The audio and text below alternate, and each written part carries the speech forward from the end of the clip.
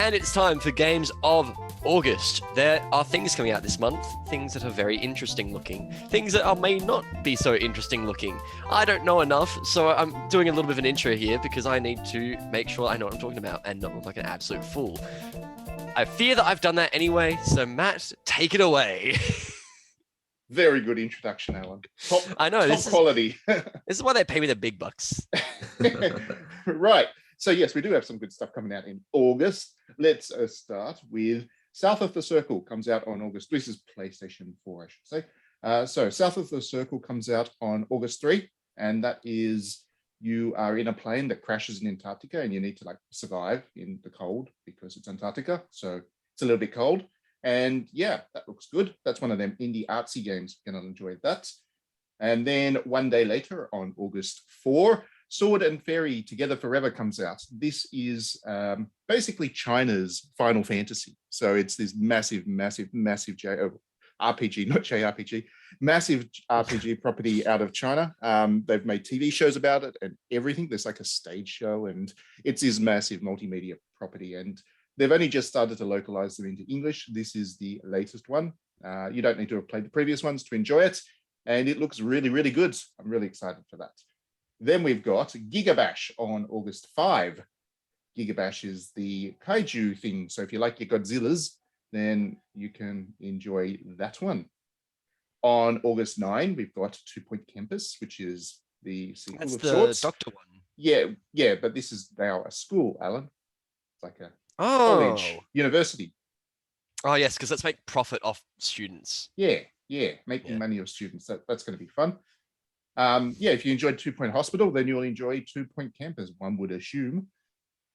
August 11, we've got Colt of the Lamb coming out. This is an Aussie game. That's going to be really pretty good fun. Yeah, it looks good fun. So it's a Devolver Digital published thing, and it looks like a Devolver Digital published thing. So if you like your Devolver Digitals, then you'll probably like this one. On August 12, we have Super Bullet Break coming out, which is a not Alan game, a very not Alan game. Oh, is this like one of those ones that doesn't make any sense and all of a sudden there's titties? Yeah, it's Pretty Girls game. It's not a gacha game, but it uses gacha mechanics as like a deck builder. See, that's my thing though. And it's a roguelike, and it's just got lots of pretty girls. So that's the bit you won't like, Alan. I do hate pretty girls. You do. That was a very innocuous name for a game about that. Yeah. That was quite tame. Yeah, it is pretty innocent named, but yeah, it's a P-Cube thing. It doesn't look like it's not extreme or anything, so you might. They're trying to learn how to make their games appeal to Alan. Just how to sneak them past. Yeah, tame name, tame graphics. Alan will be like, I'm like the museum guard with the light and the hat over my eyes, gently rocking backwards and forwards as I'm about to fall asleep, and P-Cube is sneaking past in a. It's like a trench coat full of anime girls. Yeah. Exactly. See, this is their plan all along. Moving on, August 16 brings Rollerdome, which is actually a game adaptation of Rollerdome, the classic. Is classic the right word for it? The classic film about blood sport and stuff. I don't know. I'm going to give it a go. I'm oddly intrigued by this, and it's probably terrible, but it might just. Who is it for? Fun. I don't know. It's probably for people like me that are just weirdly intrigued by what promises to be a pretty bad game. That's what I think it's for. The openness there is quite nice. So yeah, there you go. If you like your baseballs, Little League World Series Baseball 22 comes out on August 17. It looks like a kind of arcadey take on baseball, a little bit like Super Mega Baseball. So if it's anything like that, then it'll be great fun. Yes. It looks good. Then we've got Madden comes out on August 19. Oh, it's that time of year. Madden comes out on August 19. So there you go. Your American footballs is there. So yay, I think. Hooray. Hooray. Midnight Fight Express comes out on August 23. Don't know anything about that, but the name intrigues me. And the description is empty. So who knows? That's a really good sign. A former member of the criminal underworld is lured back into the life by a mysterious drone claiming they have until sunrise to prevent a citywide criminal takeover together. It looks like it's going to try and be John Wick or something like that, which, yeah, probably not going to work. But anyway, it's there. It's going to happen. August 23, Are You Smarter Than a Fifth Grader? Why the hell did they make a game about like A TV film. show? A game. I would love a feature film of Are You Smarter Than a Fifth Grade? It's just one guy getting absolutely dunked on for like an hour and a half. I just don't it'll be understand. Rove McManus. I love Rove. I seriously don't understand why making a game about like that show now makes sense. But Yeah, Who's when did behind this? Yeah, who is that for? I don't know. I really don't know who that one's for. On August 25, you've got I Was a Teenage Exocolonist, which is just a great sound of a game. Like, I don't know anything about it, but that's a great title. That's a really cool title. I don't know if I agree, but you know, agree to It's a disagree. narrative RPG with card-based battles. Explore, and the choices you make and skills you master over 10 years will determine the course of your life and the survival of your colony. And it's just a good name. I like it. Sounds fine. It sounds an like a okay card game. game. On August 25, we've got SD Gundam Battle Alliance, which is strategy. Is that tactic? Is that the tactics? No, this is an action RPG. A Gundam action RPG comes out on August 25, which could be cool, I think. Maybe. Yeah, could be. August 26, we've got Soul Hackers 2, which I'm looking forward to a great deal. That is one of the SMT Shin Megami Tensei spin-offs. And yeah, it's looking really good. So I'm definitely going to be playing that. Then we've got on August 26, PacMan World Repack. I don't know why they thought they needed to remake PacMan World, but they have. And Why it's do they coming call out. it Repack? I don't Why didn't know. they just call it? Because it's a pun. Yeah, they they're call it like they're Pac-Man. repackaging. Why don't they call it Ah, Pac-Man World? yeah. That's- Like Pac-Man World new game or some shit like that. Who knows? I Well, mean, I know I don't why. know why. I don't know It's very anybody. good. I don't know why anybody thought the need to remake the original game, but there you Pac-Man go. World, we ruined Miss Pac-Man. It is happening. On August 30, you've got Teenage Mutant Ninja Turtles, the Cowabunga Collection, which is 13 classic games by Konami, which could be good. I believe all three of the Game Boy ones are there, and I love the Game Boy Teenage Mutant Ninja Turtles. So, hooray. That's incredible that they got the license. I know. I did not think that would ever happen because the license does not sit with Konami anymore. But yeah, good on Konami for doing that. So if you like your Castlevania collection and the Contra collection and whatever, that's what this one's going to be like, just with Teenage Mutant Ninja Turtles. Then we've got Dusk Diver 2 coming out on August 30. This is like it's a kind of action Persona-like thing, or a sequel. The original Dusk Diver was like an action Persona type thing, but it was set in parts of real world Taiwan. You didn't like Dusk Diver, did you? No, I wasn't I wasn't a big fan of it, but I liked the concept and I liked the way it was kind of set in, I guess, Taiwan's equivalent to Akihabara. Like it's that kind of vibe about it. And yeah, I liked everything about it but the way it played. So I'm looking forward to seeing if Dusk Diver 2 can kind of click with me a bit better. Yeah, because it looks really cool.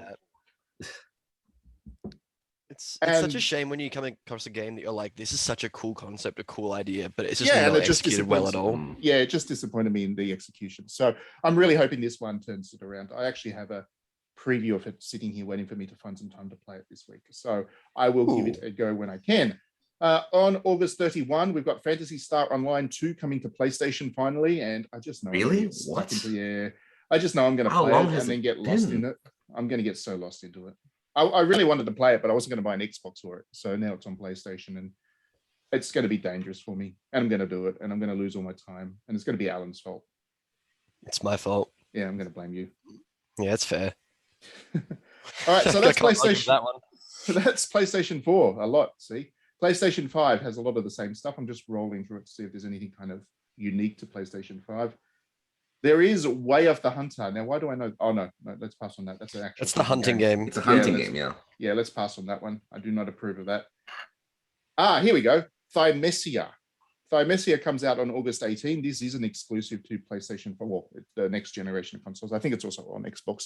But this is Team 17 found themselves a Souls-like. So... And I played the demo for this. This is the one with the plague doctors and stuff. And I love plague doctors. That's my kind of horror. through and through. So it didn't play very well from what I oh remember. shush, Alan, don't ruin my excitement. I'm sorry. Don't do it to me. I'm looking forward Yeah, to it. let him Alan. be disappointed for himself. Yeah, exactly. Yeah, Let me crush his discover hopes and dreams after the game comes out. Yeah, exactly. So yeah. Thanks, Alan.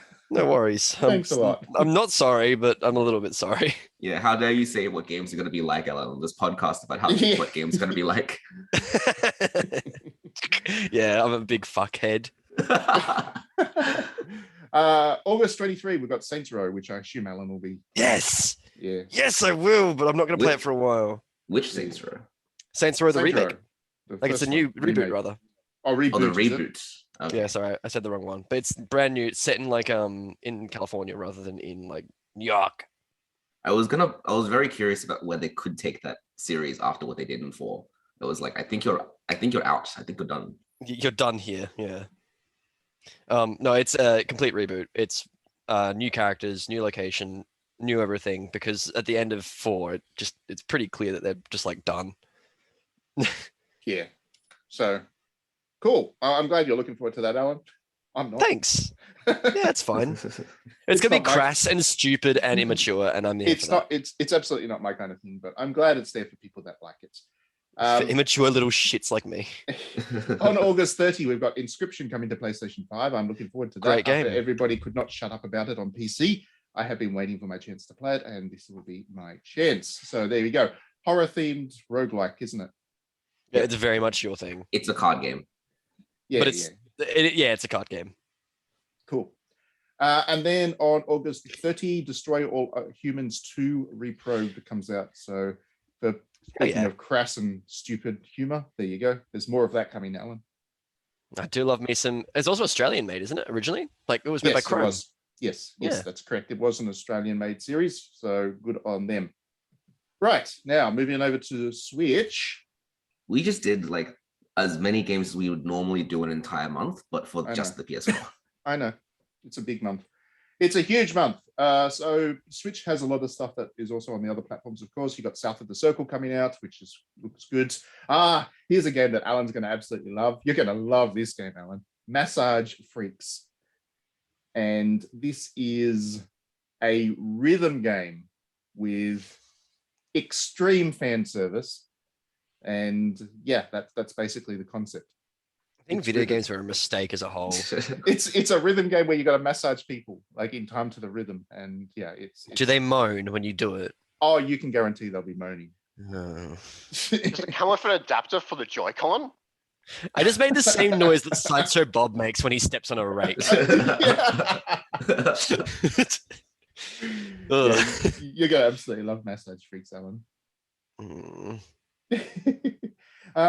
On August 5, Toy Soldiers HD comes out, and I'm looking forward to that. The level of glee that you had at that was adorable. Toy Soldiers HD, I'm looking forward to that. That's the kind of tower defense, isn't it? But, Maybe. Never heard of that name before. Oh, okay, so it came out, I think, on PlayStation 3, I want to say, maybe even 4, the early part of PlayStation 4. And it's basically a toy box. Like it actually, like the visual thing of it is a toy box, and you've got all these toy soldiers, and it's like a tower defense strategy thing. I really wanted to play it back when it came out, and I just never did. So I'm happy that it's coming out on Switch, so I can give it a go. Switch also gets 2 Point Campus, of course. Colt of the Lamb is also coming out on Switch. Super Bullet Break is coming out on Switch. There is a game called Tribes of Midgard coming out on Switch. Why do I know played the that name on of that? PS4. It was on PS5 as one of the free games. Right. Yeah. It's a that's what I know. top-down like defense based defense game. It's fine. Oh, I cool. didn't play Okay. much of it. It's fine. Yeah, as long as it's Yeah. fine. Yeah, it's a 6.5 out of 10. You know what I mean? Like I would play it for an afternoon. It's a okay. blockbuster video easy rental game. You know what I mean? Cool. Well, sometimes those are good, right? Yeah, exactly. It's an afternoon experience, and that's Yeah. fine. Yeah. On August 18, we've got RPG Time, The Legend of Right. I don't know what that is, but It's RPG time. RPG Time. That's always going to catch my attention. If you say RPG Time, I'm like, yep, cool, I'm in. Right. Instead of Adventure Time, it's RPG Time. Yep, that's right. Pendleton Ward is going to come and Oh, write a big excellent. copyright on it. All right. So on August 25, Idle Manager comes out on Switch. Now, before you say anything, Alan, this is a legit thing that's like, it's actually pretty critical, I guess, of the whole idol culture. But you actually do have to build an idol business like an AKB48 from scratch. And you've got to recruit the girls, you've got to set their schedules, you've got to make sure that they don't get into too much controversy. And there's this pretty kind of extensive storyline that runs through it as well, which is, like I said, pretty critical of the whole idol concept. So yeah, it's actually pretty neat. Like I went in I like that. I did go in expecting to play a game. This was on PC a year or so ago. I did go in expecting to play a game that Alan would roll his eyes at, but it ended up being a lot more than that. So Wait, yeah. so it's basically the side quest thing in Yakuza. Yes, sort of, but yeah, different. But yeah, it's a genuinely good thing. So I'm glad it's coming out on Switch. I don't think it's done so well on PC, but it might catch a new audience on Switch.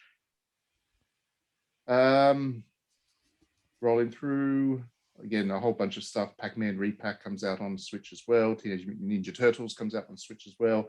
So does Dusk Diver. And finishing off the month for the Switch, we've got Prinny Presents NIS Classics Volume 3, which is La Pucelle Ragnarok and Rhapsody, A Musical Adventure, which are two those are good games. PS2 era classic JRPGs.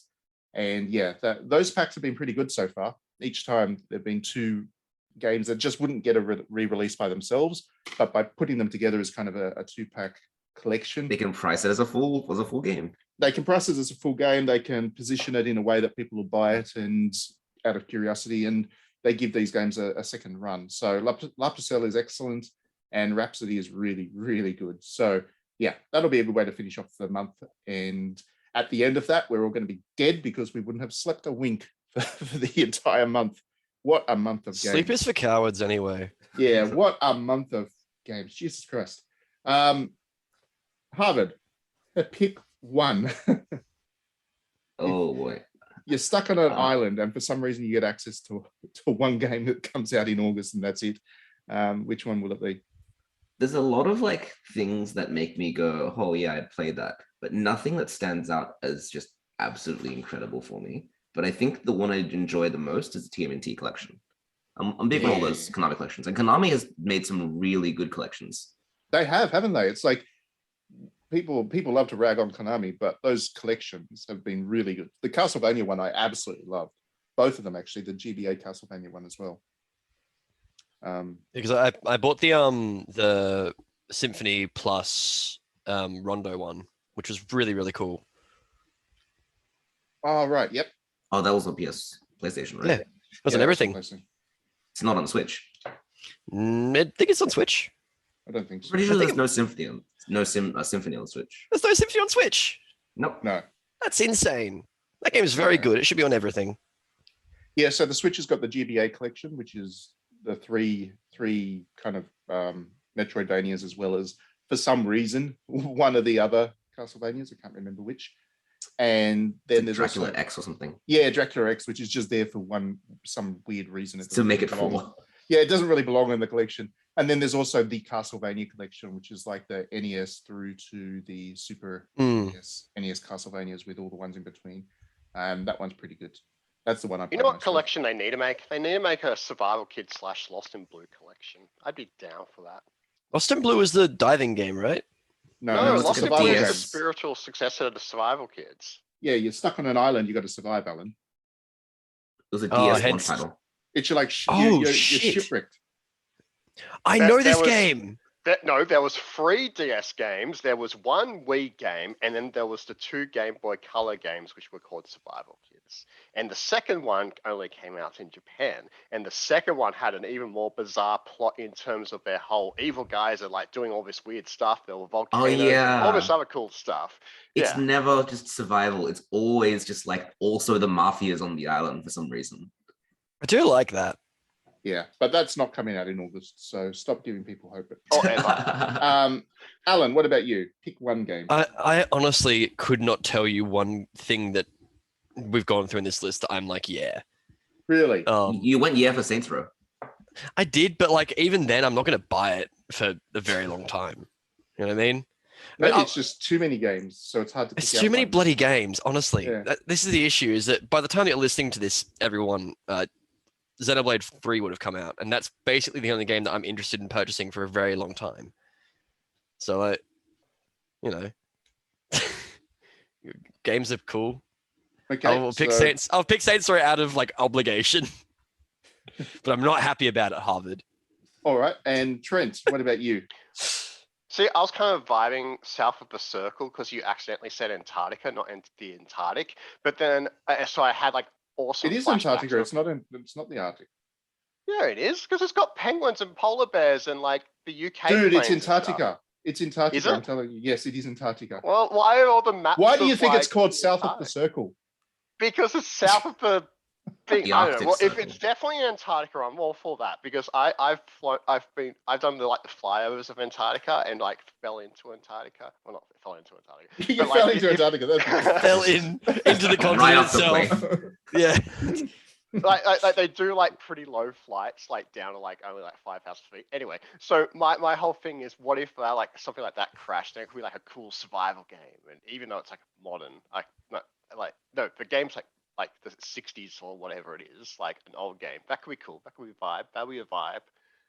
Just never go to Antarctica game. It is set in the 60s, and it's like it's a love story between two characters set against the Cold War. So it's like it's this narrative adventure thing rather than just a survival thing. So what you're saying is this game is actually about the conspiracy theory that Hitler has a base in the Antarctica.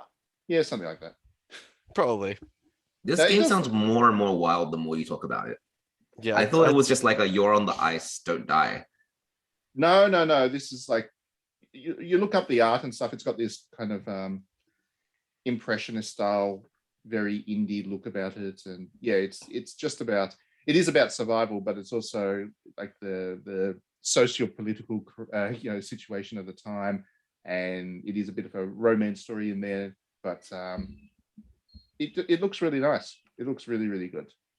I feel like I'm going to get disappointed because I played that. What was the one with the hiking dogs and they like would go into the snow and then Yeah, I did that. That was terrible, Yeah. but that was like a Yeah. roguelike. That was like a roguelike thing, and it was not good at all. This one is not. This is like I don't know how else to describe it. It's kind of it's just a narrative, story-driven thing. It's like what you'd expect a Annapurna. Is that how you say it? Annapurna Yeah. Interactive to publish, but they're not. But it's that kind of vibe about it. So yeah, it looks really nice. It's going to be cinematic and yeah, neat. I'm looking forward to giving that a go.